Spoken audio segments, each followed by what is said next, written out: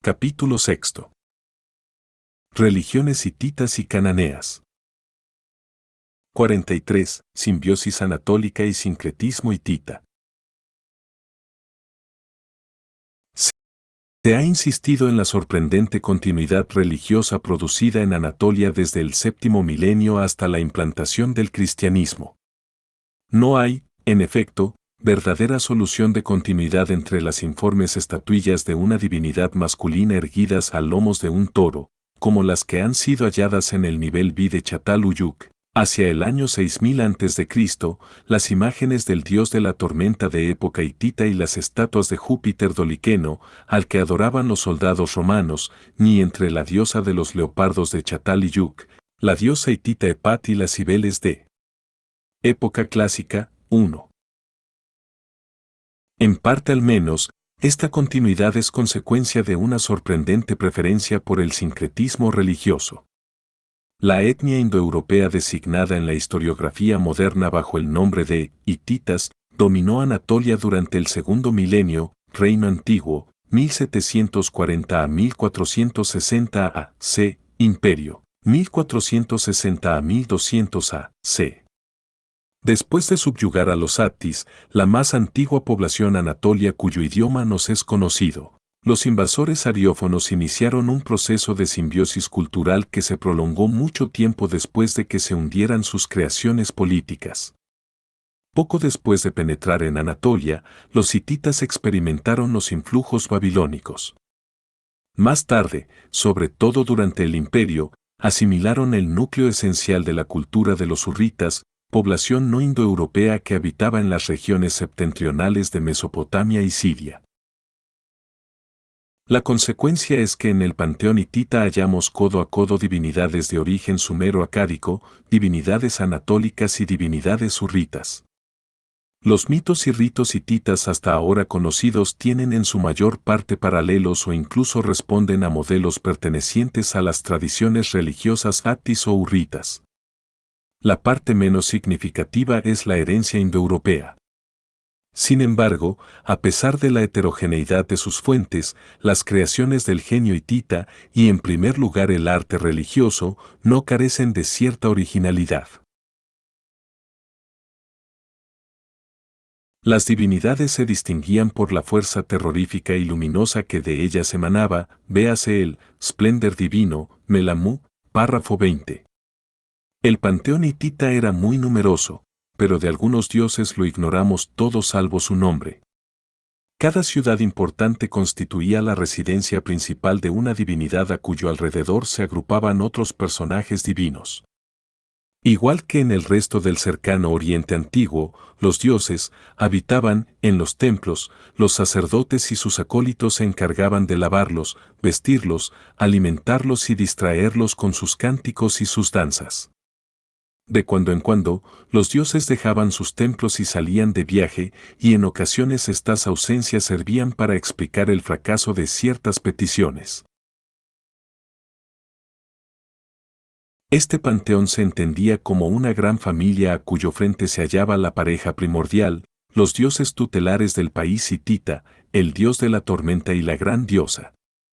El dios de la tormenta era conocido sobre todo por su nombre hurrita, Tesub, que será también el que nosotros emplearemos preferentemente. Su esposa se llamaba, en lengua hurrita, Hepat. Sus animales sagrados, el toro y, para Hepat, el león, o la pantera, confirman la continuidad desde la prehistoria, véase Iset, 13. La gran diosa más importante era conocida bajo el nombre de diosa, solar, de Ariná, en lengua ati, Burusema. En realidad era una epifanía de la misma diosa madre, 2. Puesto que es exaltada como reina del país, reina de la tierra y del cielo, protectora de los reyes y de las reinas del país de Ati, etc.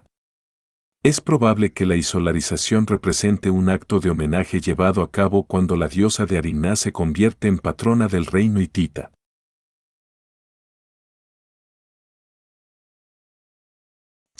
Se utilizaba el ideograma babilónico, Istar, para designar a las numerosas diosas locales, cuyos nombres anatólicos ignoramos.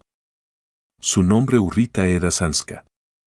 Pero hay que tener en cuenta que la Istar babilónica, diosa del amor y de la guerra, también era conocida en Anatolia. En consecuencia, hemos de pensar que en algunos casos se trata de un sincretismo anatólico babilónico. El dios Sol, hijo de Tesub, era considerado, al igual que Chamas, defensor del derecho y de la justicia. No menos popular era Telepinu, hijo también de Tesub, de cuyo mito nos ocuparemos más adelante. Por lo que se refiere a la vida religiosa, las fuentes nos hablan exclusivamente del culto oficial. Las plegarias, cuyo texto se ha conservado, pertenecen a las familias reales. Dicho de otro modo, ignoramos las creencias y los ritos populares. Pero no cabe duda de la importancia que tenían las diosas de la fecundidad y el dios de la tormenta. Las fiestas estacionales, y sobre todo la del Año Nuevo, Puruyi, eran oficiadas por el rey, representante de los conquistadores ariófonos. Pero en el país se venían celebrando ceremonias parecidas ya desde el Neolítico. La magia negra estaba prohibida por el Código de las Leyes, los culpables eran ejecutados, lo que confirma indirectamente el extraordinario apego que mantenían a ciertas prácticas arcaicas los medios populares. Por el contrario, el número considerable de textos descubiertos hasta el momento prueba que la magia blanca se practicaba abierta e intensamente, consistía sobre todo en ritos de purificación y para alejar el mal. Son considerables el prestigio y la función religiosa del soberano. A mí, el rey, el dios de la tormenta y el dios Sol han confiado el país y mi casa. Los dioses me han concedido a mí, el rey, muchos años. Estos años no tienen límite. 3. El rey es el amado de un gran dios, sin embargo, no está atestiguada la ascendencia divina, ficticia, de tipo mesopotámico. La prosperidad del rey se identifica con la de todo el pueblo. El rey es el vicario de los dioses en la tierra y representa al pueblo ante el panteón.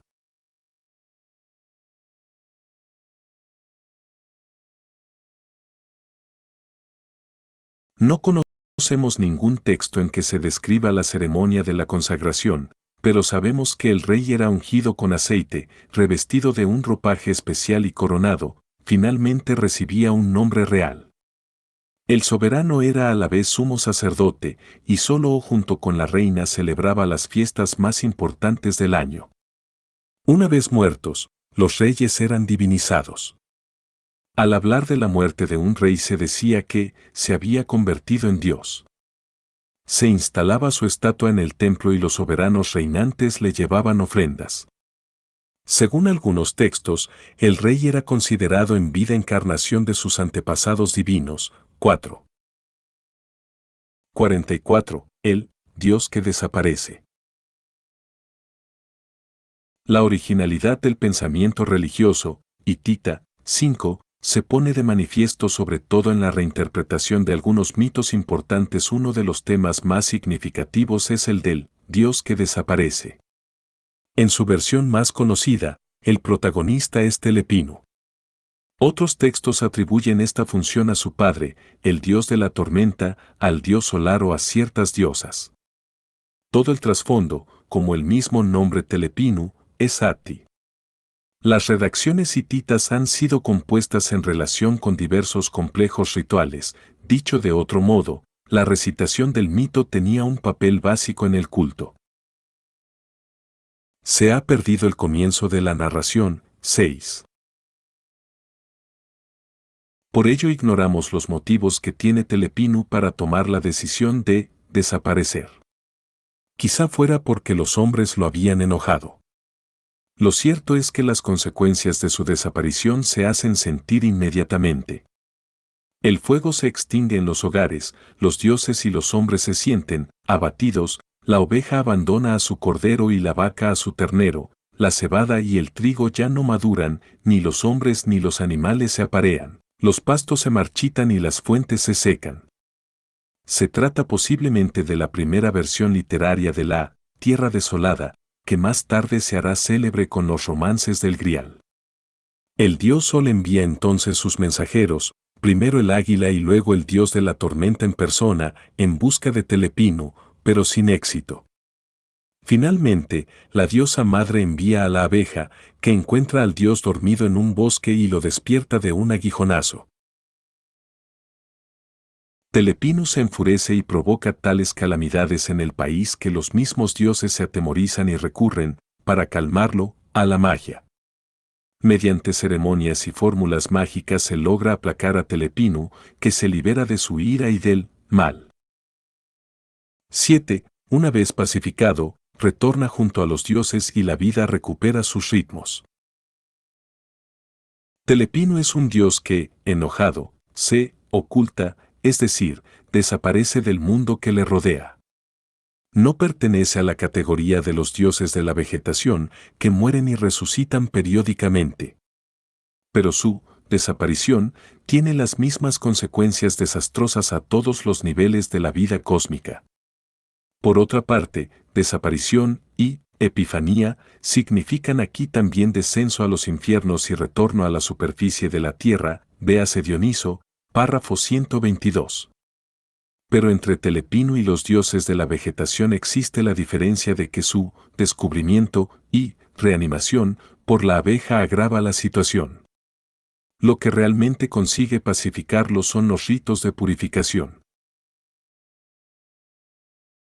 El rasgo característico de Telepinu es su furor demoníaco que amenaza con arruinar a todo el país. Se trata de la furia caprichosa e irracional de un dios de la fecundidad contra su propia creación, la vida en todas sus formas.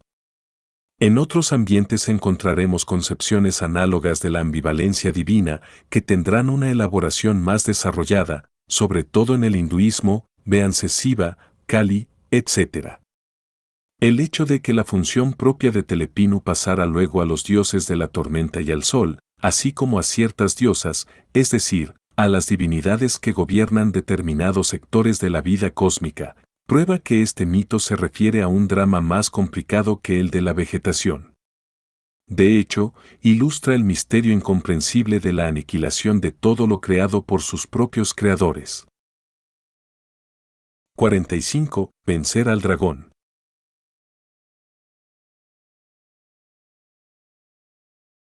Con ocasión de la fiesta del Año Nuevo, Puruyi, se recitaba ritualmente el mito del combate entre el dios de la tormenta y el dragón, y Luyanka, 8. El dios de la tormenta es derrotado en un primer encuentro, y ello le obliga a implorar la ayuda de las restantes divinidades. La diosa Inara prepara un banquete al que invita al dragón. Anteriormente había solicitado la asistencia de un mortal, Upasilla, que acepta a condición de que la diosa se acueste con él, a lo que ella accede. El dragón comió y bebió con tanta voracidad que ya no pudo penetrar en su escondrijo y Upasilla pudo atarlo con una cuerda. Surge entonces el dios de la tormenta y sin luchar mata al dragón. Esta versión del mito finaliza con un incidente ya bien conocido en los cuentos de hadas. Upasilla pasa a vivir en la morada de Inara, pero no respeta la prohibición que le impone la diosa de mirar por la ventana durante su ausencia. Upasilla ve a su mujer y a sus hijos y ruega a Inara que le permita regresar a su casa. Se ha perdido el texto a partir de aquí, pero es de suponer que Upasilla recibió la muerte. La segunda versión nos proporciona algunas precisiones. El dragón venció al dios de la tormenta y le arrancó el corazón y los ojos. El dios tomó entonces por esposa a la hija de un hombre pobre y tuvo de ella un hijo. Cuando éste creció, tomó por esposa a la hija del dragón. Instruido por su padre, el joven pide, apenas ha penetrado en la casa de la esposa, el corazón y los ojos del dios de la tormenta, y los consigue. En posesión de estas fuerzas, el dios de la tormenta sale de nuevo al encuentro del dragón, cerca del mar, y logra vencerle.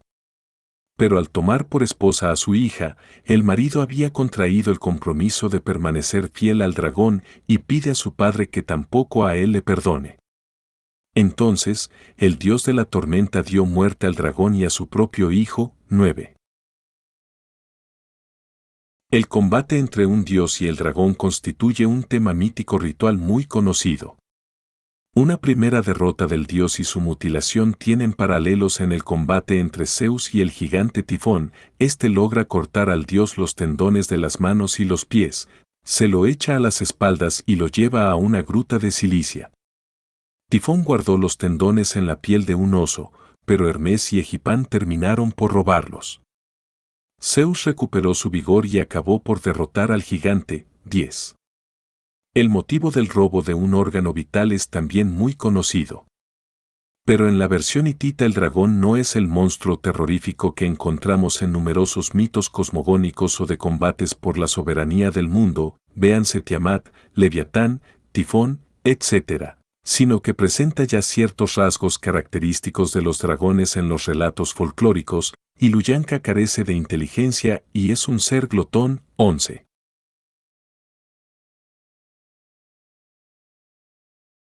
El dios de la tormenta, vencido en un primer momento, tesis atestiguada en otros relatos, termina por vencer, pero no gracias a su heroísmo, sino con la ayuda de un ser humano, Upasilla, o el hijo que engendra de una mortal. Es cierto que en las dos versiones este personaje humano es revestido previamente de una fuerza de origen divino, es el amante de la diosa Inara o hijo del dios de la tormenta. En ambos casos, aunque por razones distintas, el auxiliar es suprimido por el autor mismo de su cuasidivinización.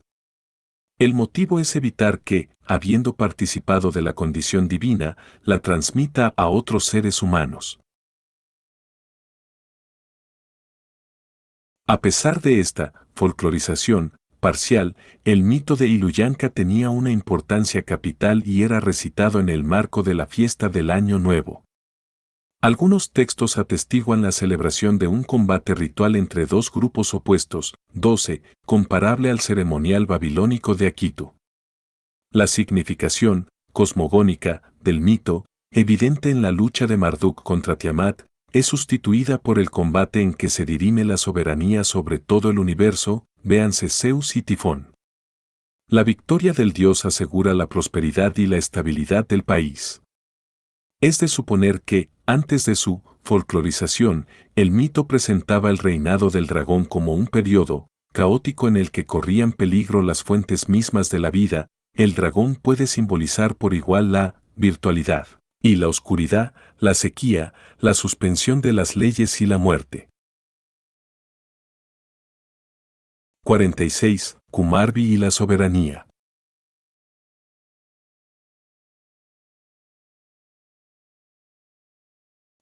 Interés excepcional posee la que se ha llamado Teogonía, Urrito y Tita, 13, es decir, la secuencia de acontecimientos míticos que tienen por protagonista a Kumarbi, el padre de los dioses. El episodio inicial, la realeza en el cielo, explica la sucesión de los primeros dioses. Al principio, Alalu fue rey, y Anu, el más importante de los dioses, se postraba ante él y le servía. Pero pasados 9 años Anu le atacó y venció. Alalu se refugió entonces en el mundo subterráneo y Kumarbi pasó a servir al nuevo soberano. Pasados 9 años Kumarbi atacó a su vez a Anu, que huyó volando hacia el cielo, pero Kumarbi lo persiguió, lo asió por los pies y lo lanzó contra el suelo después de morderle en los riñones. 14. Kumarbi reía y se regocijaba de su hazaña, pero Anu le advierte que ha quedado preñado. Kumarbi escupió lo que aún tenía en la boca, pero una parte de la virilidad de Anu penetró en su cuerpo y quedó preñado de 3 dioses. El texto se halla a continuación gravemente mutilado, pero es de suponer que los hijos de Anu, y en primer lugar Tesub, el dios de la tormenta, declaran la guerra a Kumarbi y lo destronan. El episodio siguiente, el Canto de Ujikumi, relata los esfuerzos de Kumarbi por recuperar la soberanía que Tesub detenta. A fin de crear un rival capaz de vencer a Tesub, impregna con su simiente una roca. El producto de esta unión fue Ullikuumi, un ser antropomorfo de piedra. A espaldas del gigante Upeyuri, que con medio cuerpo fuera del mar soporta el cielo y la tierra, se trata de la analogía urrita de Atlas. Ullikuumi crece con tal rapidez que llega a tocar el cielo. Tesub se dirigió entonces hacia el mar para hacer frente al gigante de Diorita, pero fue vencido. El texto presenta graves lagunas, pero es posible reconstruir la secuencia de los acontecimientos. Ullikuumi amenaza con destruir a la humanidad entera, y los dioses, alarmados, se reúnen y deciden recurrir a Ea. Este acude primero a la mansión de Enlil y luego a la de Uperulli y les pregunta si se han dado cuenta de que un gigante de piedra ha decidido acabar con Tesub. Se ha perdido la respuesta de Enlil. En cuanto a Uperulli, aporta un detalle de suma importancia: cuando sobre mí fueron elevados el cielo y la tierra, yo nada sabía.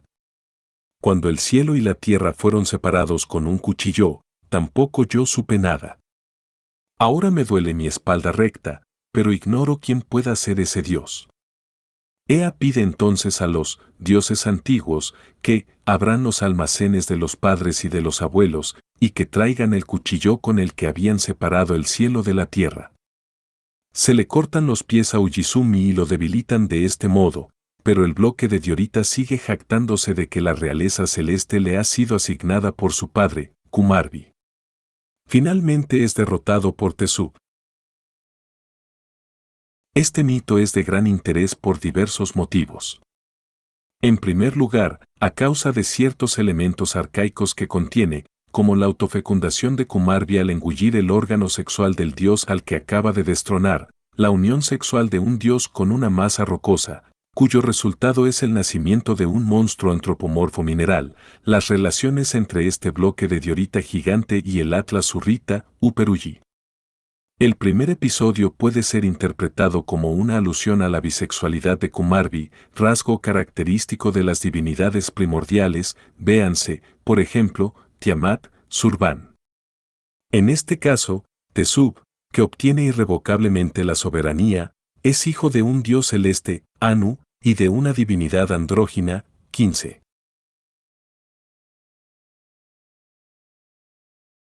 En cuanto a la fecundación de una roca por un ser sobrehumano, en Frigia tenemos un mito semejante. Papas, igual a Zeus, fecunda a una piedra llamada Agdos, que engendra un monstruo hermafrodita, Agditis. Pero los dioses castran a Agditis y de este modo lo convierten en la diosa Cibeles, Paus, 7, 17, 10 a 12. Mayor difusión tienen los mitos que relatan el nacimiento de hombres de piedra. Aparecen tanto en Asia Menor como en el Extremo Oriente y en Polinesia. Se trata probablemente del tema mítico de la autoctonía de los primeros hombres que son engendrados por la gran diosa actónica. Algunos dioses, por ejemplo, Mitra, fueron considerados como nacidos de una roca, del mismo modo que el sol, cuya luz brilla cada mañana sobre las cumbres de los montes. Pero no se puede reducir este tema mítico a una epifanía solar, 16. Podríamos decir en cambio que la Petra Genitrix refuerza la sacralidad de la Tierra Madre con las virtualidades prodigiosas de que se suponía que estaban dotadas las piedras. Como ya hemos visto, véase párrafo 34, la sacralidad de las masas rocosas nunca ha sido tan exaltada como en las religiones megalíticas. No es casualidad que Ullikuumi aparezca sobre las espaldas del gigante que sostiene el cielo. El bloque de Diorita se disponía a ser también una columna universalis. Sin embargo, este motivo, específico de las religiones megalíticas, se sitúa en un contexto más amplio, la lucha por la sucesión en la soberanía divina. 47. Conflictos entre generaciones divinas. Desde la primera traducción del texto urrito/diagonal hitita se ha observado que presenta analogías con la teogonía fenicia, tal como nos la narra Filón de Biblos, por un lado, y, por otro, con la tradición transmitida por Hesiodo. Según Filón, 17, el primer dios soberano fue Eliún, en griego, y Psistos, el Altísimo, que en la mitología hurrito/hitita corresponde a Alalu. De su unión con Brut nacieron Ouranos, que corresponde a Anu, y Gea. A su vez, estos últimos engendraron 4 hijos, el primero de los cuales, o Cronos, corresponde a Kumarbi. Después de una disputa con su esposa, Urano trata de destruir su progenie, pero él se forja una hoz, o lanza, expulsa a su padre y se convierte en soberano. 18. Finalmente, Baal, que representa a la 4ª generación y corresponde a Tesub y a Zeus, obtiene la soberanía, pero con el rasgo excepcional de que la logra sin combate. Hasta el descubrimiento de la literatura ugarítica, se ponía en duda la autenticidad de esta tradición transmitida por Filón. Pero la sucesión de las generaciones divinas está también atestiguada en la mitología cananea, véase párrafo 49. El hecho de que Hesiodo, véase párrafo 83, hable únicamente de 3 generaciones, representadas por Urano, Cronos y Zeus, confirma la autenticidad de la versión de Filón/diagonal, Sanchoniatón, pues esta menciona antes de Urano, igual a Anu, el reinado de Eliún, igual a Alalu. Es probable que la versión fenicia del mito de la soberanía divina derive del mito hurrita o al menos haya sido fuertemente influida por él. En cuanto a Hesiodo, puede suponerse que utilizó la misma tradición, que sería conocida en Grecia a través de los fenicios o por contacto directo con los hititas.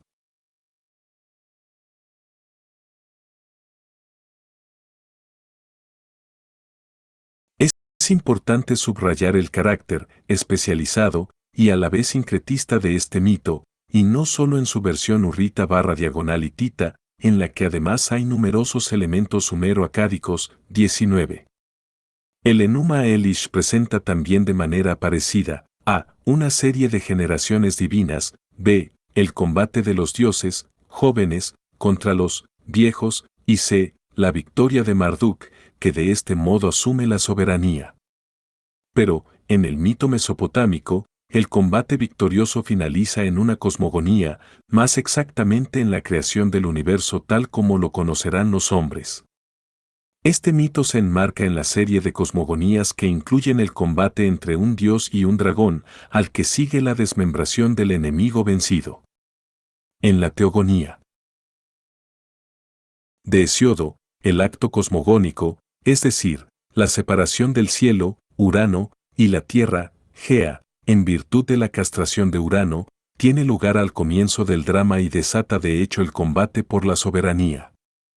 La misma situación nos presenta el mito hurrita/diagonal hitita, la cosmogonía, es decir, la separación del cielo y la tierra, tuvo lugar mucho antes, en el tiempo de los dioses antiguos. En resumen, todos los mitos que relatan el conflicto entre las generaciones sucesivas de los dioses por la conquista de la soberanía universal justifican, por una parte, la posición exaltada del último dios vencedor y, por otra, explican la estructura actual del mundo y la presente condición de la humanidad. 48. Un panteón cananeo, Ugarit. Poco antes del año 3000 a.C., una nueva civilización, la del Bronce Antiguo, aparece en Palestina, señalando el primer establecimiento de los semitas en aquellas tierras. Podemos llamarlos conforme al uso de la Biblia, cananeos, pero se trata de un nombre convencional. 20. Los invasores se sedentarizaron, aprendieron la agricultura y desarrollaron una civilización urbana. A lo largo de muchos siglos se establecieron otros inmigrantes en la región y se multiplicaron los intercambios con los países vecinos, especialmente Egipto.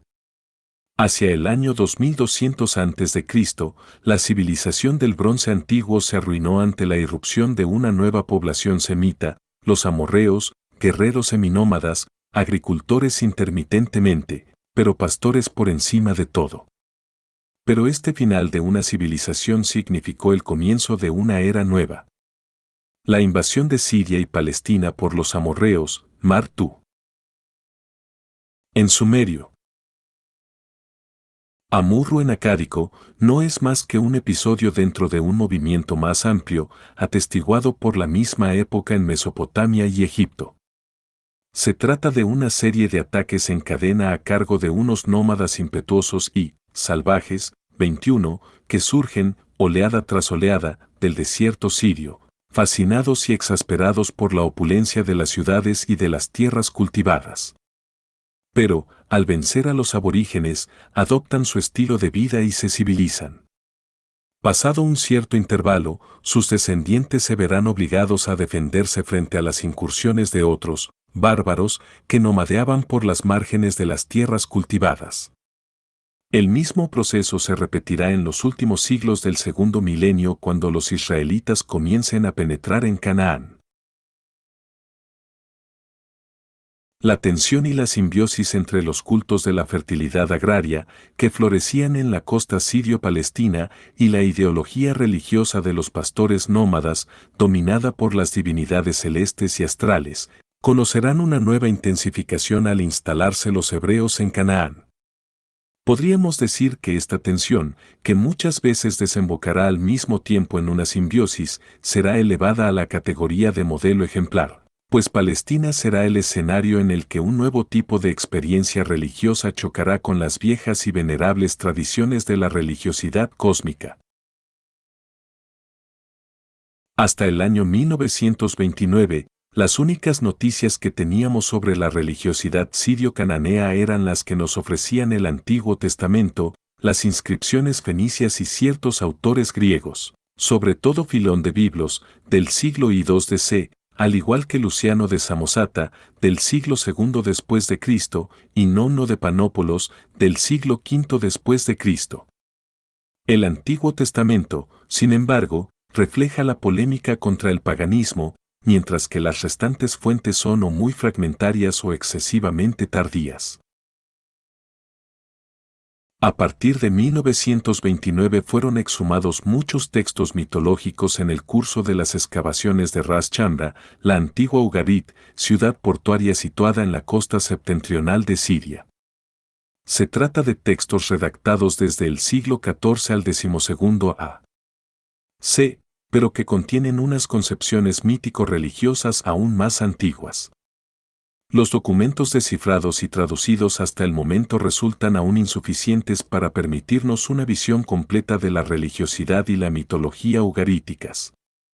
Los relatos están interrumpidos por enojosas lagunas, el principio y el final de las columnas se han perdido, por lo que no es posible establecer sin lugar a dudas el mismo orden de los diversos episodios mitológicos. Pero a pesar de su estado fragmentario, la literatura ugarítica es de un valor incalculable. Sin embargo, es preciso tener muy en cuenta que la religión de Ugarit nunca abarcó la totalidad del territorio cananeo.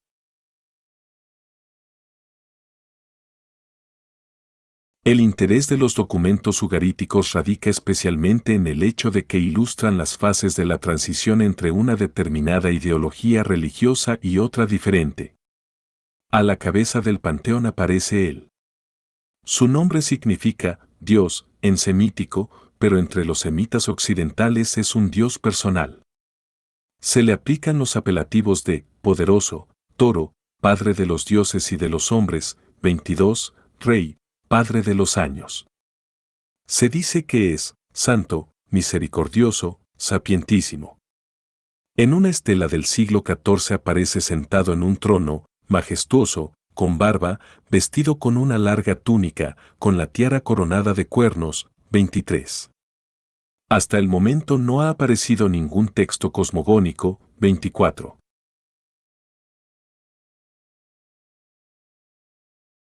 Sin embargo, la creación de las estrellas mediante una hierogamia puede interpretarse como un reflejo de las concepciones cosmogónicas cananeas.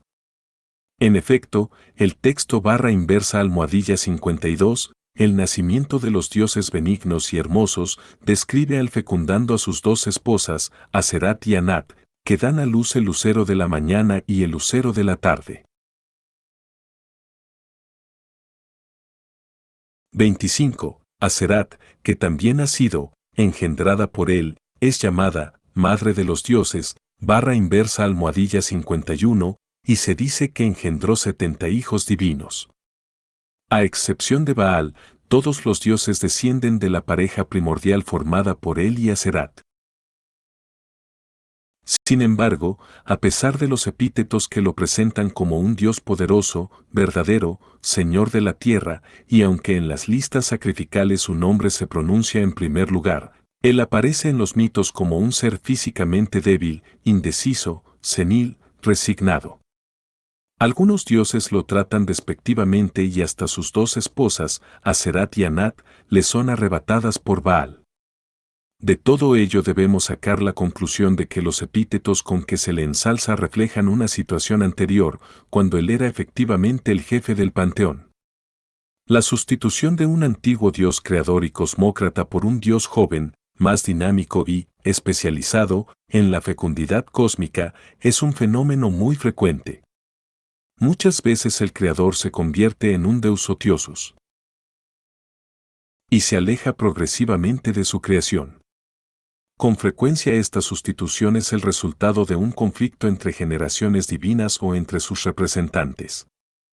En la medida en que podemos reconstruir los temas esenciales de la mitología ugarítica, podemos afirmar que los textos nos muestran la promoción de Baal al rango supremo.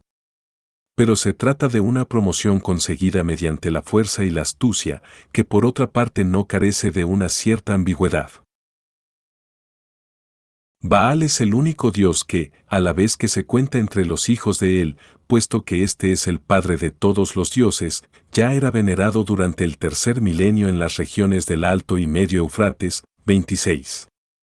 Sin embargo, Dagón no desempeña papel alguno en los textos mitológicos de Ugarit, cuyo protagonista principal es Baal. El nombre común Baal, dueño, se convierte en su nombre personal. Tiene a la vez un nombre propio, Atu, es decir, Adad. Se le llama jinete de las nubes, príncipe señor de la tierra. Uno de sus epítetos es Aliyan. El poderoso, el soberano. Es fuente y principio de la fecundidad, pero a la vez es un guerrero, lo mismo que su hermana y esposa Anat, que es la diosa del amor y de la guerra. Junto a ellos, los personajes mitológicos más importantes son Yam, el príncipe mar, regente río, y Mot, muerte, que disputan al joven dios el poder supremo. De hecho, una gran parte de la mitología ugarítica está consagrada al conflicto entre él y Baal y a los combates de Baal contra Yam y Mot para mantener su soberanía. 49. Baal arrebata la soberanía y triunfa sobre el dragón. Según un texto gravemente mutilado, 27, Baal y sus compañeros atacan a él por sorpresa en su palacio del monte Sapán y logran inmovilizarlo y herirlo. Al parecer, algo cae en tierra, lo que puede ser interpretado como la castración del padre de los dioses. La hipótesis resulta plausible no solo porque en conflictos análogos, en los que está en juego la soberanía celeste, son castrados Urano y el dios Urrita /diagonal y Tita Anu, sino también porque, a pesar de la hostilidad que muestra contra Baal, él jamás tratará de recuperar su supremacía, ni siquiera cuando reciba la noticia de que Baal ha sido muerto por Mot, 28. La razón es que, en el Oriente Antiguo, la mutilación apartaba a su víctima de la soberanía. Por otra parte, a excepción del texto número 56, en el que él acredita su virilidad engendrando a los dioses planetas, los documentos ugaríticos lo presentan más bien como un ser impotente, lo que explicaría su comportamiento vacilante y sumiso, así como el hecho de que Baal le arrebate sus esposas.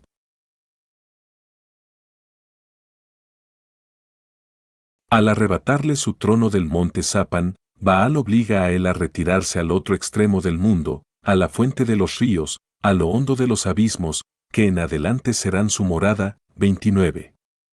Él se lamenta y pide ayuda a los suyos. Yam es el primero en escucharle y le ofrece un bebedizo fuerte. Él le bendice, le confiere un nombre nuevo y lo designa sucesor suyo. Le promete también que le será erigido un palacio, pero al mismo tiempo lo incita a arrojar a Baal de su trono. El texto que describe el combate entre Yam y Baal está entrecortado por lagunas. Si bien parece que ahora es Yam el soberano, él aparece con la mayor parte de los dioses sobre una montaña que, evidentemente, no es el monte Zapan. Baal había insultado a Yam afirmando que se había elevado presuntuosamente a su posición y que sería destruido. Yam envía sus mensajeros y exige la rendición de Baal. Los dioses se sienten intimidados y Baal los reprende. Alzad la cabeza, dioses, de vuestras rodillas, que yo mismo voy a intimidar a los mensajeros de Yam. 30. Sin embargo, él recibe a los mensajeros y declara que Baal es su esclavo y que pagará un tributo a Yam.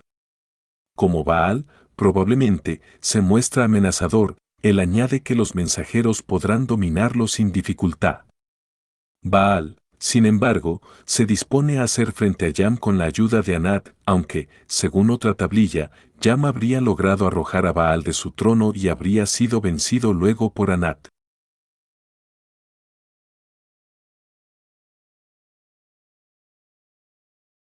—31. El herrero divino, Kosar Wahasis, experto y hábil, le prepara 2 garrotes mágicos que tienen la cualidad de dispararse como dardos de la mano de quien los maneja.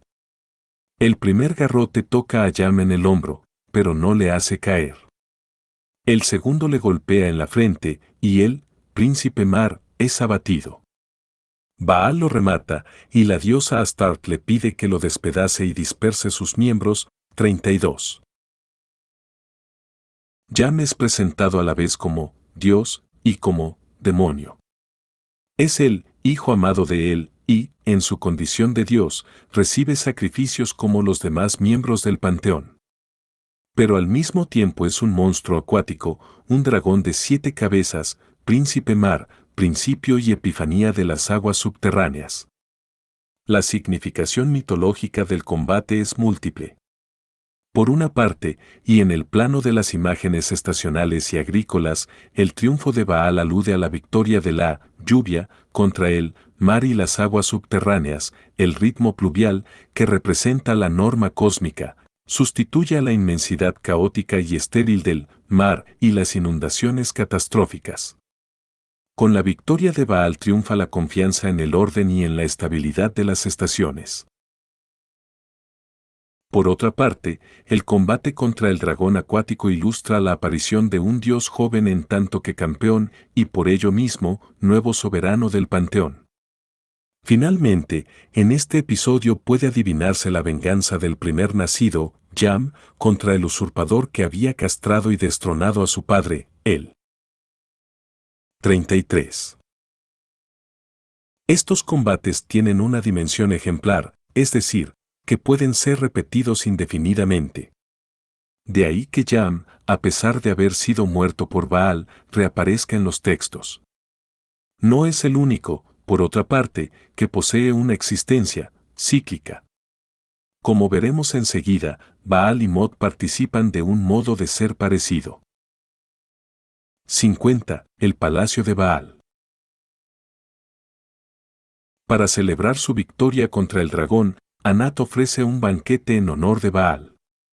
A continuación, la diosa cierra las puertas del palacio y, presa de un furor homicida, da muerte a los guardianes, a los soldados, a los viejos. La sangre le llega hasta las rodillas y se ciñe al cuerpo las cabezas y manos de sus víctimas. Este episodio resulta significativo. 34. Tiene paralelos en Egipto y hasta en la mitología y la iconografía de la diosa india Durga. 35. El canibalismo y el comportamiento sanguinario son rasgos característicos de las diosas arcaicas de la fecundidad. Desde este punto de vista, el mito de Anat puede clasificarse entre los elementos comunes de la vieja civilización agraria que se extendía desde el Mediterráneo oriental hasta la llanura del Ganges. En otro episodio amenaza a Anat a su propio padre, él, con cubrir de sangre sus cabellos y su barba. Texto, Nt. V. Oldenburg, página 26. Cuando halló el cuerpo inanimado de Baal, Anat empezó a lamentarse, al tiempo que devoraba su carne sin cuchillo y bebía su sangre sin copa. 36.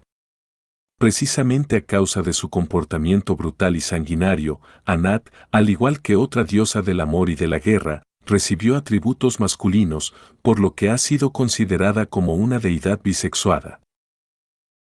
Después de una nueva laguna, el texto presenta a Baal enviándole sus mensajeros cargados de regalos. Informa que la guerra le resulta odiosa. Que Anat deponga, por tanto, las armas y que haga ofrendas por la paz y por la fertilidad de los campos. Le comunica que se dispone a crear el rayo y el trueno para que los dioses y los hombres puedan conocer que se acerca la lluvia. Anat le asegura que seguirá sus consejos. Sin embargo, y a pesar de detentar la soberanía, Baal no tiene ni palacio ni capilla, mientras que los demás dioses tienen los suyos. Dicho de otro modo, Baal no dispone de un templo lo bastante grandioso como para que por sí solo proclame la soberanía de su dueño. Una serie de episodios relata la construcción del palacio. No faltan las contradicciones. En efecto, si bien ha destronado a él, Baal necesita la autorización de éste y envía a Aserat a defender su causa. La madre de los dioses hace ver que en adelante Baal dará abundancia de lluvia y va a hacer resonar su voz en las nubes. Él accede y Baal encarga a Cosar Guajasis que le construya el palacio. Al principio, Baal se niega a que su morada tenga ventanas, por miedo a que Yam pueda penetrar por ellas. Terminará por acceder. 37. La erección de un templo-palacio al dios después de su victoria sobre el dragón es una manera de proclamar que ha sido elevado a la dignidad suprema. Los dioses construyen el templo-palacio en honor de Marduk después de la derrota de Tiamat y la creación del mundo, véase párrafo 21. Pero en el mito de Baal también está presente el simbolismo cósmico, pues el templo-palacio era una imago mundi y su construcción corresponde en cierto modo a una cosmogonía. De hecho, al triunfar sobre el caos acuático y al ordenar el ritmo de las lluvias, Baal forma el mundo tal como hoy lo conocemos. 38. 51. Baal se enfrenta a Mot, muerte y retorno a la vida.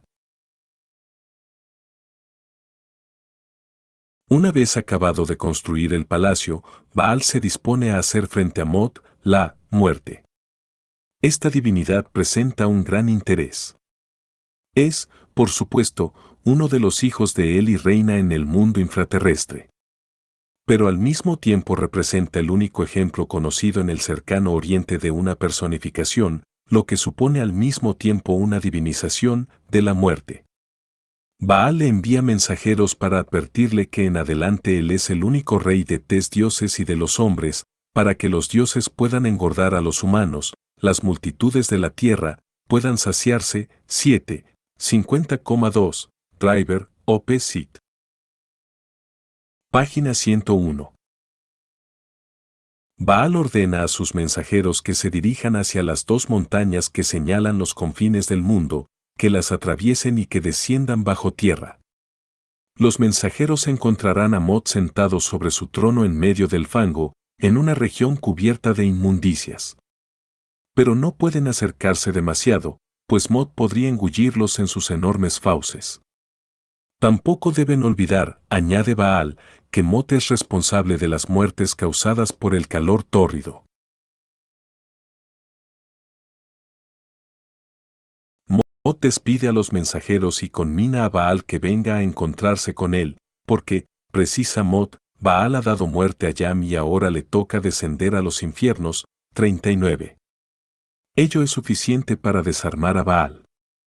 Salud, Mot, hijo de él, le envía a decir por sus mensajeros, soy tu esclavo, tuyo para siempre.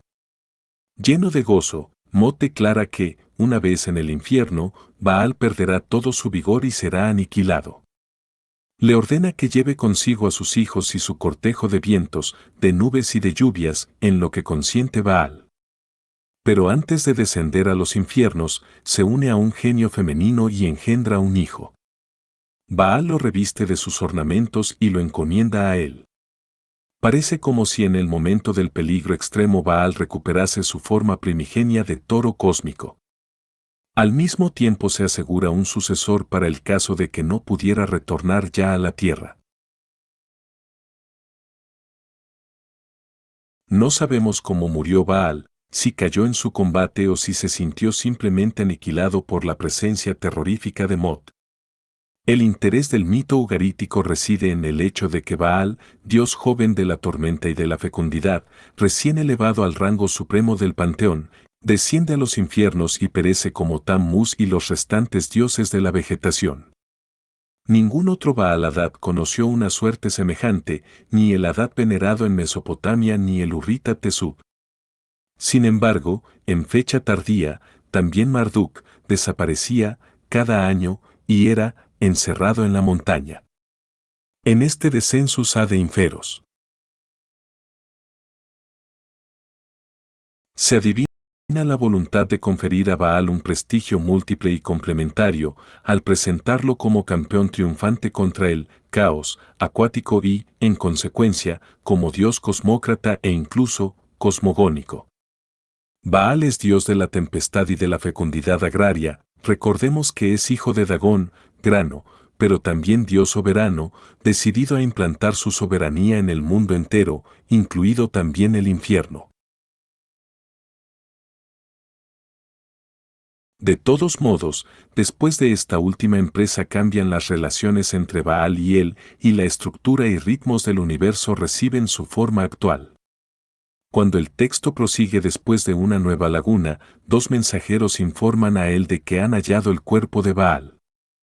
Él se sienta abatido en el suelo, desgarra sus vestiduras, se golpea el pecho y surca de tajo su rostro. En una palabra, proclama el duelo ritual tal como era practicado en Ugarit.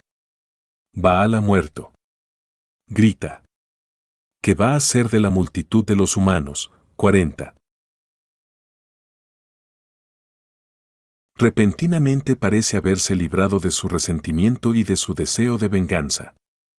Se comporta ahora como un verdadero dios cosmócrata, cae en la cuenta de que la vida universal está en peligro a causa de la muerte de Baal y pide a su esposa que nombre rey en el puesto de Baal a uno de sus hijos.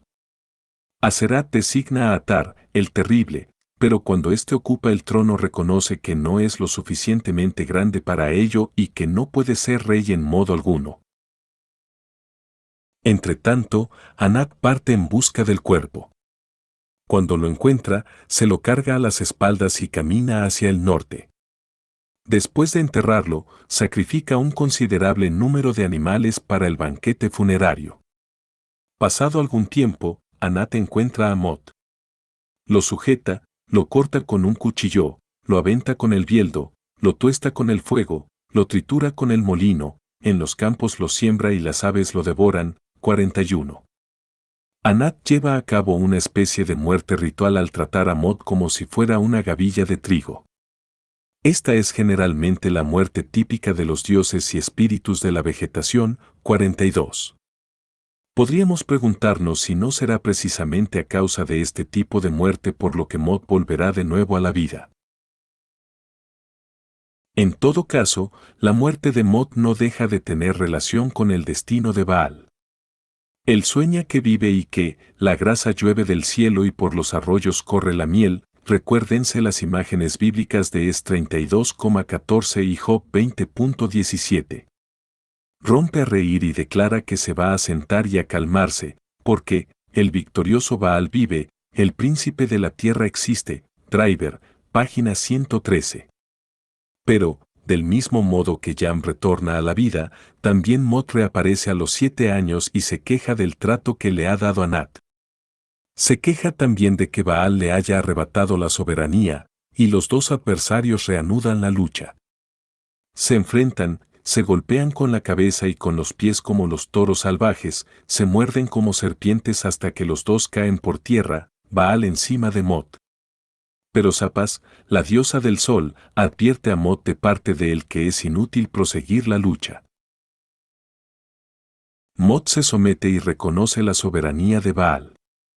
Después de otros episodios solo parcialmente comprensibles, Anat es informada de que Baal será rey para siempre, inaugurando una era de paz, en la que el toro tendrá la voz de la gacela y el halcón la voz del gorrión. 43.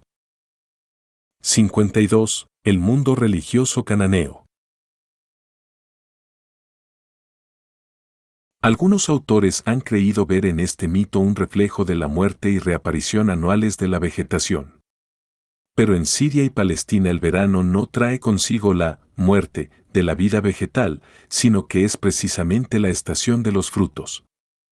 No es el calor tórrido lo que más teme el agricultor, sino una sequía prolongada. Parece, por tanto, más plausible que la victoria de Mod se refiera al ciclo de 7 años de sequía, del que también hay ecos en el Antiguo Testamento, GN 41, 12 SM 24, 12 y 6, 44.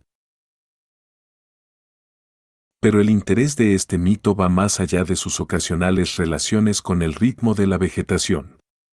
De hecho, estos acontecimientos patéticos y a veces espectaculares nos revelan un modo específico de la existencia divina, concretamente un modo de existir que implica la derrota y la muerte, la desaparición, en forma de sepultura, Baal, o desmembramiento, Mod, a la que siguen unas reapariciones más o menos periódicas. Este tipo de existencia, a la vez intermitente y circular, recuerda la modalidad de los dioses que rigen el ciclo de la vegetación. Se trata, sin embargo, de una nueva creación religiosa que trata de integrar los aspectos negativos de la vida en un sistema unitario de ritmos antagónicos. En resumidas cuentas, los combates de Baal, con sus derrotas y sus victorias, terminan por asegurarle la soberanía en el cielo y en la tierra, pero Yam sigue reinando en el mar y Mod permanece como señor del mundo subterráneo de los muertos. Los mitos ponen de relieve la primacía de Baal y, en consecuencia, la perennidad de la vida y de las normas que rigen el cosmos y la sociedad humana. Y esto mismo hace que los aspectos negativos, representados por Yam y Mod, se justifiquen. El hecho de que Mod sea hijo de él y sobre todo el que Baal no logre aniquilarlo es una manera de proclamar la normalidad de la muerte. En último análisis, la muerte viene a ser la conditio sine qua non de la vida. 45. Es probable que el mito en que se relata el combate entre Baal y Yam se recitara durante la fiesta del Año Nuevo, mientras que el conflicto entre Baal y Mod lo sería con ocasión de la cosecha, pero ninguno de los textos conocidos hasta el momento menciona estos hechos.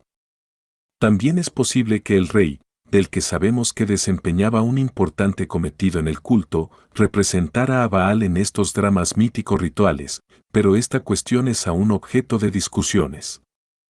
Los sacrificios eran considerados alimentos ofrecidos a los dioses.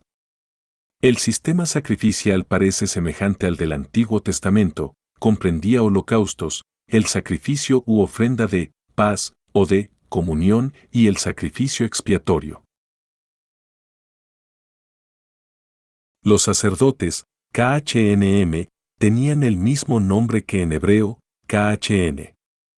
Además de los sacerdotes se mencionan también las sacerdotisas, KHNT, y los Kadesim, personas consagradas.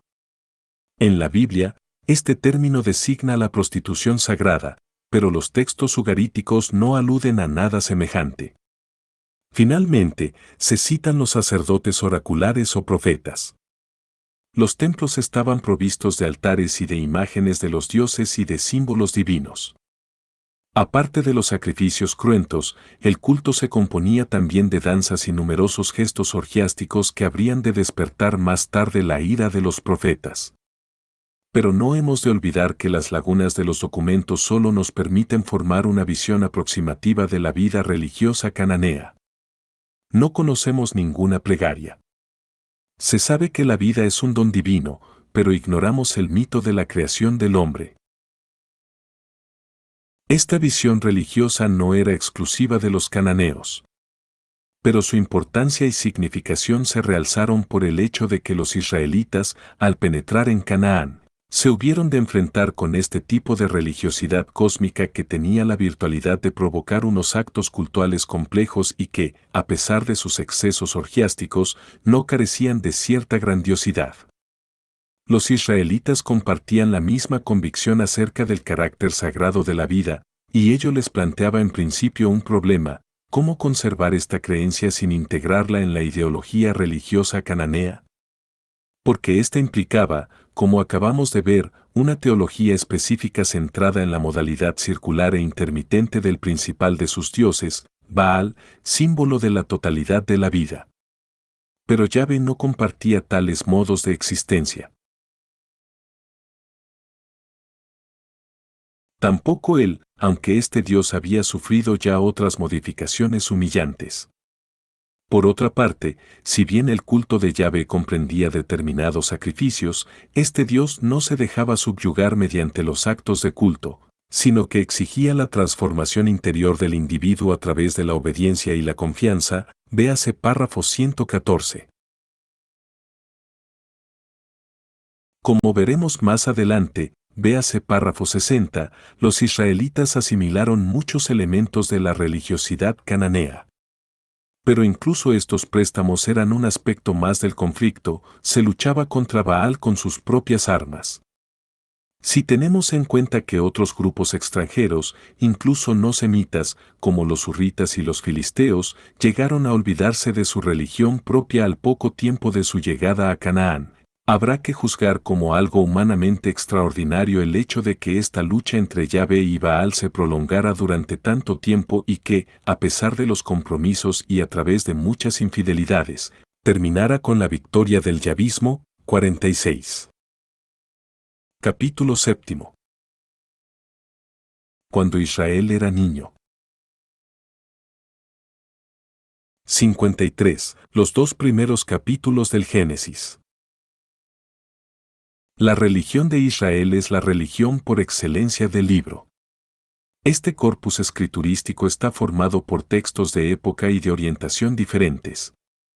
Representa, es verdad, unas tradiciones orales muy antiguas, pero que han sido reinterpretadas, corregidas y redactadas a lo largo de muchos siglos y en distintos ambientes. 1. Los autores modernos comienzan la historia de la religión israelita con Abraham.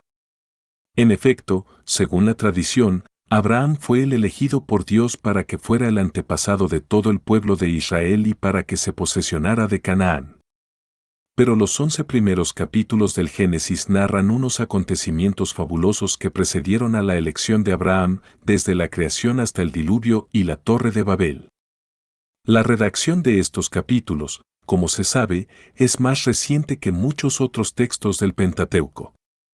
Por otra parte, algunos autores, y de los más importantes, han afirmado que la cosmogonía y los mitos de los orígenes, creación del hombre, origen de la muerte, etc., desempeñaron un papel secundario en la conciencia religiosa de Israel.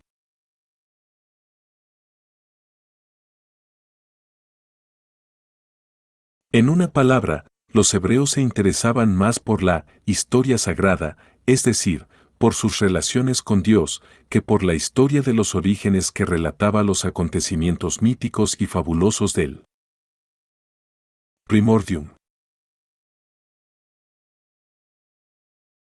Esto puede ser cierto a partir de una época determinada y, sobre todo, en relación con una minoría religiosa.